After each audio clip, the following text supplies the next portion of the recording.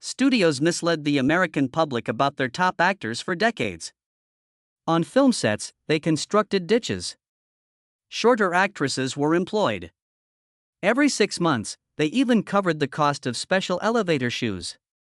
Just drilling holes cost one studio more than $100,000 to make their celebrity appear taller. Another had agreements that required co-stars to be less than a specific height. The general public was unaware. How, then, did they trick everybody? Let's begin. Mickey Rooney. Mickey Rooney's height was a mere 5 feet and 2 inches. He was the shortest leading man in all of vintage Hollywood as a result. However, he was larger than Gary Cooper and Clark Gable for 3 consecutive years, in 1939, 1940, and 1941. As well as Cary Grant. Out of all of them, he earned the most money for MGM. His little stature enabled him to portray Andy Hardy, an adolescent kid. Audiences adored those stories even when he was already in his mid-20s. In the series, they produced 16 pictures. Additionally, they made about $1.9 billion if you include earnings in today's currency. Mickey's face was boyish. Untamed vitality and a body that never seemed mature. Because of that combination, he became the symbol of hope in America throughout the Great Depression. When people saw him, they felt somewhat better, but later on, the thing that made him famous nearly ruined him. Mickey returned from World War II wearing a bronze star on his chest. Hollywood had no idea what to do with him now that he was a soldier. Even though he wasn't a child anymore, he still appeared too little to portray a mature man. Casting directors began repeatedly penning the same line. 2 words, difficulty with height. Scenes of romance grew bizarre. He once made the joke that in order to kiss his co-stars, he had to stand on a box. His weekly compensation of $5,000 was reduced. Studios ceased phoning. By 1950, he was making far less money from low-budget crime movies when an unexpected event occurred. He portrayed a battered fight instructor in one movie and a broken boxing teacher in another. He received Oscar nods for both roles. His diminutive stature no longer seemed absurd. It appeared authentic. It appeared difficult. Then everything changed once more in 1979. Mickey got a new part from Francis Ford Coppola. In the film The Black Stallion, he portrayed a retired jockey. He was just the right size this time. Jockeys needed to be tiny. He received another Oscar nomination, the film earned $40 million, and he was praised by reviewers. He demonstrated once more that he was uncountable. Before turning 25, he had already acted in 43 movies. Decades later, he continued to astound people. Even though he was only 5 feet 3 inches tall, Sammy Davis Jr. looked larger than anyone else on stage. 1925 was his birth year. Into a performing family. He was already dancing with the Will Maston Trio on stage when he was 3 years old. Somehow, his tiny shoes, which had been polished to a mirror sheen, always landed precisely on time. The audience seemed incredulous. Nightclubs did not want to hire him in the 1940s. He was short, dark, and quite youthful. In a horrific vehicle accident later on, he would also lose one of his eyes. Sammy didn't care if he didn't look like a celebrity in the eyes of many. He used every argument against him as justification to give a louder clap. He was capable of everything. Like Gene Krupa, he would play the drums. After that, he would start singing like Frank Sinatra. He would then dance so quickly that it was impossible to follow him. And he didn't run away when people began to notice how tall he was. He included that in the joke. I am a Negro Jew with one eye. He would also add that I'm short. The crowd would erupt in laughter. Then, he would use a song like of the blues to hush them. Producers were still concerned when he was chosen for the Broadway production of Golden Boy in 1964. Sammy stood 5 feet 3 inches. He had a tall, Swedish leading woman. It would seem odd, they thought. Sammy remained silent. He put in more training. His punches became hazy as he rehearsed boxing scenarios. He insisted on lighting so that his shadow covered the entire stage. Before the show ever opened, it was sold out. He was nominated for a Tony. He was described as the town's smallest heavyweight in one assessment. At one point, hotels in Las Vegas wouldn't let him stay there. Everything had altered by 1968. Every night, he was earning $35,000. According to his contracts, the audience needed to be incorporated. He was obliged to remain in the finest suite. He was no longer subject to rejection. His power had grown to that extent. He put out more than 50 albums. In June 1972, his song The Candyman peaked at #1 on the Billboard charts. He appeared in 38 movies.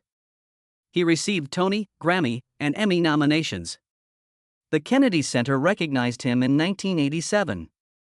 He raised roughly $750,000 for Martin Luther King's group in 1965, only 1 year. That's more than most celebrities are built to do. At no point was James Cagney 5 feet 9. No matter what the studio claimed, his Army record said he was 5 feet 5 inches, and his biographers agreed. That made him 4 inches shorter than the average American man in his time. In the 1920s and 30s, that kind of thing mattered. Leading men were supposed to look big. They were supposed to tower over the villain, the girl, and sometimes even the camera. But Cagney, he had to be filmed from the knees up. Sometimes he stood on crates. Sometimes he only acted next to shorter actresses. And even then, people were told he was taller than he really was. The newspapers printed the lie like it was fact. Meanwhile, Cagney laughed about it. He once joked that he had to jump just to reach his own punchlines.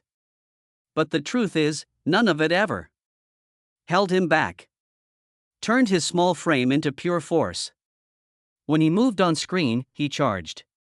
In The Public Enemy from 1931, he slammed a grapefruit into Mae Clark's face, then stormed around the room like a coiled spring. You couldn't take your eyes off him. That energy wasn't just for movies. In real life, he took on studio bosses too. In 1936, he climbed onto a studio golf cart so he could look Jack Warner in the eye. Warner was 6 feet tall. Cagney was demanding equal pay with Edward G. Robinson. Got it. Directors learned fast that Cagney's size wasn't a problem. It was part of the power. Raoul Walsh even built a whole ending around it. In White Heat, Cagney runs through an oil refinery, climbing ladders and sprinting across catwalks while explosions go off behind him. The camera follows him every step, ducking and weaving to keep up. No tall actor could have pulled it off without hitting the ceiling. The budget was over $1.3 million.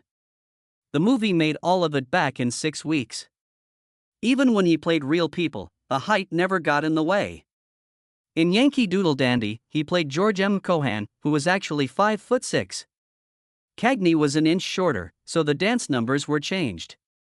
His tap routines were sharper, tighter, faster. Some critics still talk about the way those steps hit like a machine gun. It became the movie's signature by 1999. The American Film Institute ranked him the 8th greatest male star of the classic era. Nobody cared about his height anymore. It had become just a small detail. Edward G. Robinson. Edward G. Robinson was just 5'5". He didn't look like a Hollywood star.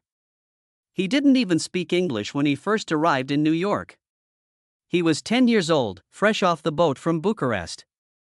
And the only languages he knew were Yiddish and Romanian. He wasn't handsome. He wasn't tall. And when he stood on a Broadway stage, no one thought, leading man. Casting directors saw a short kid with a round face, but Robinson turned what looked like a weakness into a weapon. He stood in front of mirrors for hours, practicing the way his lips curled, how his eyebrows dropped, how his voice hit like a hammer. When people laughed at the idea of a tiny gangster, he barked back with a voice that filled the room. Then came Little Caesar. The date was January 9, 1931. Played Rico Bondello, a ruthless mob boss. And something strange happened. Audiences didn't care how short he was. He owned every scene. He didn't need to stand taller than the other actors. His presence made them smaller. Time magazine said his 5 feet 5 inches frame fills the screen with menace. That was no exaggeration. Warner Brothers got nervous. They thought theaters might not buy a crime boss who had to look up at everyone. So they faked his height. The studio said he was 5'9". They shot him from low angles. They made taller actors slouch or sit on stools. But the numbers told the real story. Little Caesar cost about $280,000. It made more than $1.5 million in the middle of the Great Depression. Robinson didn't just prove them wrong. He rewrote the rules.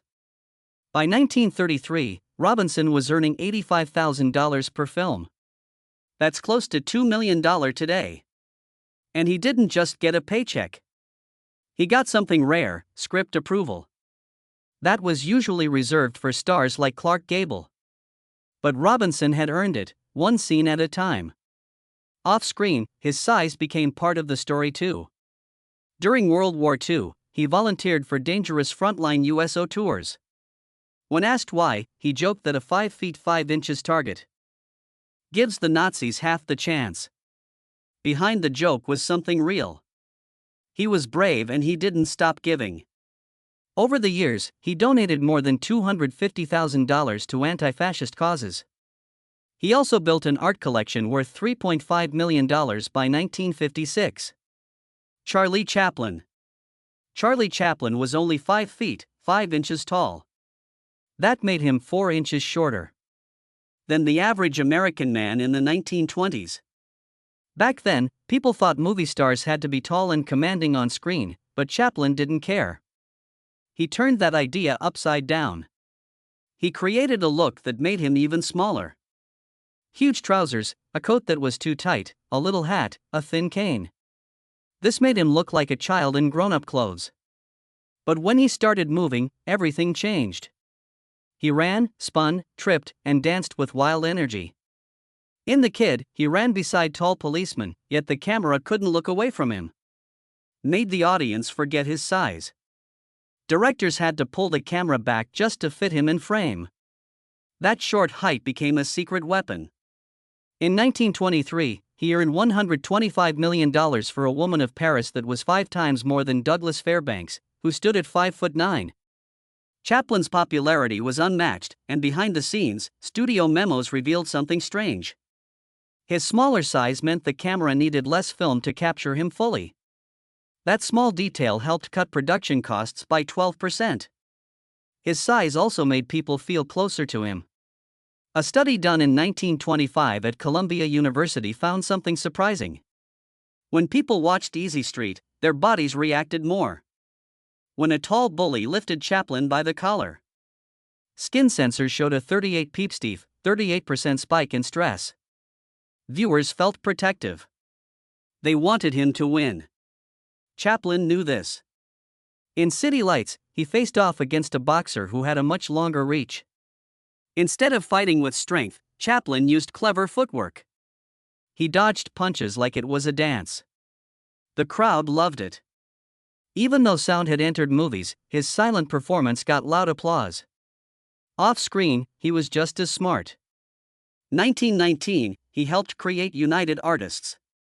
He sat at the same table as Mary Pickford, Douglas Fairbanks, and D.W. Griffith. Each got an equal share. During their first meeting, Chaplin said something that stayed with the company. Physical inches matter less than creative control. By 1952, his fortune had grown to over $50 million. If we adjust that for today, that's more than $590 million.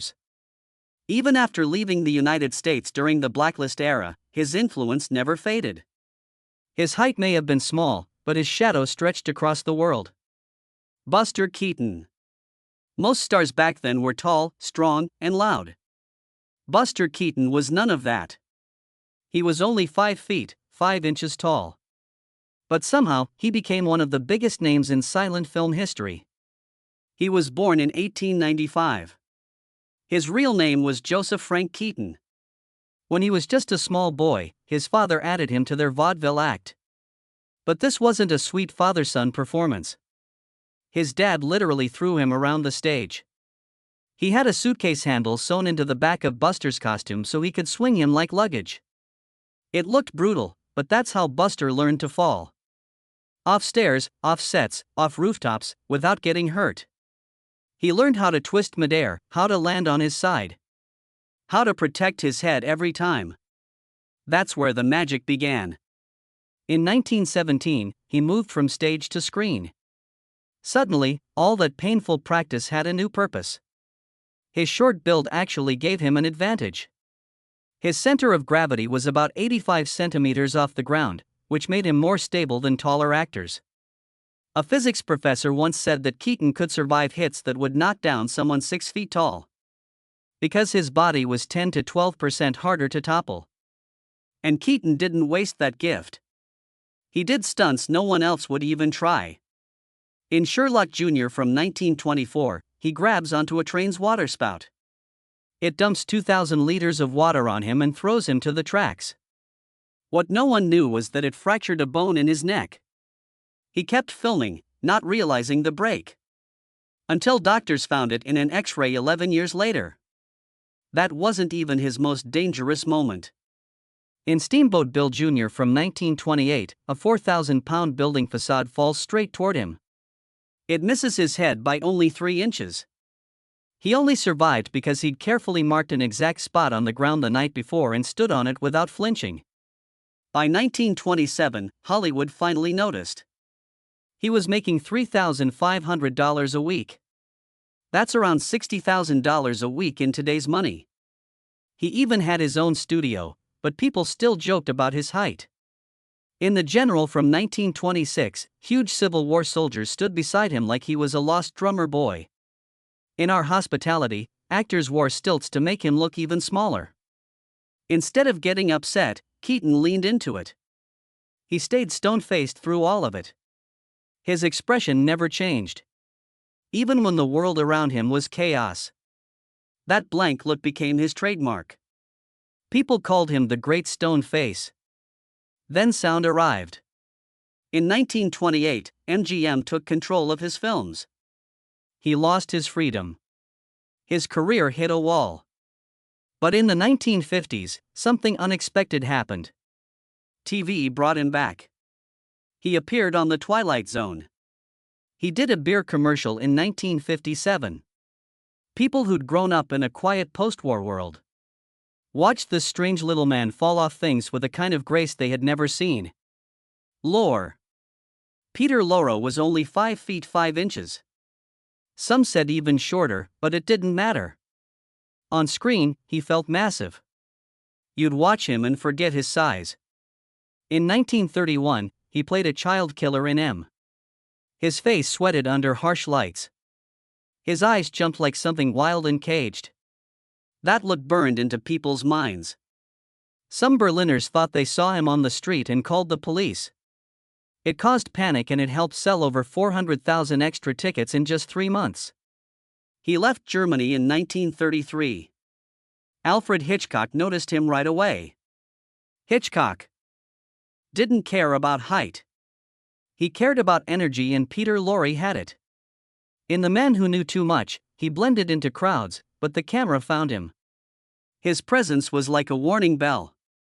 When he got to Hollywood, the studios played with the contrast. They made posters showing Little Pete beside 6 feet 4 inches Sidney Greenstreet. People loved it. Theaters told Variety that when both actors were in a movie, ticket sales jumped 22%. Instead of shrinking from his small frame, Lorre leaned into it. Between age 27 and 40, he got over 300 role offers. Many paid more than $3,000 a week. That's like $55,000 a week in today's money. By 1946, his Warner Brothers contract gave him top billing. That almost never happened for actors under 5 feet 6 inches. But he earned it. He didn't just act. He haunted the screen. When he died in 1964, the New York Times said it best. They called him a short, pudgy man who could still take over every scene with his own special kind of evil. Burgess Meredith Burgess. Meredith stood at 5 ft 5 1/2. Not tall, not flashy, but his voice filled rooms. On stage in 1935, the director thought he was too small to hold his own next to a tall co-star. So he told Burgess to project like he was shouting across Times Square. Burgess did. He hit the back wall with his voice and shook the theater. On opening night, the crowd gave him 29 curtain calls. That kind of noise gets attention. Hollywood came calling fast. For his very first contract, he made $25,000. That's over $550,000 today. He never looked like a leading man, so he became something better. The underdog, the odd one out. His role in Of Mice and Men in 1939 felt desperate and real. Critics said he was the tallest man on screen that night. During World War II, he entertained troops in North Africa. He once stood on an ammo crate so 8,000 people could see him. War reporter Ernie Pyle sought his strength and picked him to star in the story of G.I. Joe. That role won him Best Actor from the National Board of Review. In 1951, politics hit him hard. He got blacklisted, but he adapted. Radio, nobody saw how tall he was. He recorded more than 3,000 shows and ads to survive. When TV opened new doors, he turned shortness into power. As the Penguin in Batman, his top hat and shoes made him larger than life. Kids couldn't get enough. That role earned him a mountain of fan mail and a six-figure royalty check. And then came Rocky. He was 68. Playing Mickey, the grumpy trainer who barked, "You're gonna eat lightning and crap thunder." That line alone became movie history. The film was made for just $1 million. It earned $225 million and Burgess got an Oscar nomination. Lou Costello was just 5 feet, 5 inches tall. In 1930s Hollywood, that usually meant no chance of becoming a leading man. But instead of letting that stop him, Lou turned his height into his biggest strength, next to Bud Abbott, who stood 6 feet tall. Looked like a wide-eyed, roly-poly kid, and he leaned into it. That contrast, short guy versus tall guy, became the heart of their act. Lou wore tight suits, spoke in a high-pitched voice, and kept shouting, "Hey, Abbott," while spinning in frantic circles. It looked funny, it sounded funny, and it worked. By 1941, their film Buck Privates made over $10 million. It had only cost $180,000 to make. That's a return of more than 5,400%. People didn't just laugh, they roared. Lou didn't just act funny. His size pushed him to be more creative. He learned to fall harder, trip better, and make everything look more dramatic. A stumble from someone small like him always looked worse, always got a bigger laugh, but he wasn't weak. Back home in Paterson, New Jersey, teenage Lou Costello, who once boxed under the name Lou King, had gone 11 wins, 0 losses, and 1 draw in amateur boxing. He also won the city's basketball free throw contest twice. That's while shooting from a full foot below the usual height. His reflexes were so sharp that in the 1920s he even worked as a stuntman. Very few comedians could write their own gags and then pull off their own falls. Lou could. His height even played into how he did business. In 1936, when Abbott wanted a bigger slice of the pay, Lou pointed at himself and said, "Pay to see the little guy squirm." By 1941, it was Lou who took 60% of the profits. When they toured during the war in 1942 to sell war bonds, Lou climbed onto tanks and bar counters, just so people in the back could see him. Sold $85 million worth of bonds on that trip. That was enough to fund an entire aircraft carrier group. By the middle of the 1940s, Lou Costello was making $250,000 per movie. That's about $4 million in today's money, but being funny didn't protect him from pain. On November 4, 1943, just before he was about to go live on NBC, Lou got a call. His baby son, Lou Jr., had drowned in their backyard pool. The show was about to start. Lou went on stage anyway. He performed the full Who's on First routine perfectly. No one in the crowd knew what had just happened. But when the lights went off and the microphones were silent, he broke down in tears. That moment changed how people saw him. He wasn't just the short, silly one anymore. He was strong. Alan lied publicly. Paramount said he was 5 feet 6 inches. But behind closed doors, people said he was actually 5 feet 5 inches. According to studio records, he placed an order for 2 pairs of customized 2-inch elevator shoes every 6 months from 1943 to 1956. They were paid for by the studio and referred to as wardrobe upkeep. Why? Because this gun for hire in 1942 was Ladd's big break. He performed as a cool-headed contract murderer. Veronica Lake was a co-star. She was just 4 feet 11 inches. Together, they looked perfectly matched, like statues, but smaller. That look worked so well that Paramount even added a clause in his contract from 1944 to 1949. Every woman he acted beside had to be 5 feet 4 or shorter, unless the studio agreed in advance to dig trenches or build platforms. It got wild. On the set of Shane in 1951, the director ordered actual trenches to be dug so the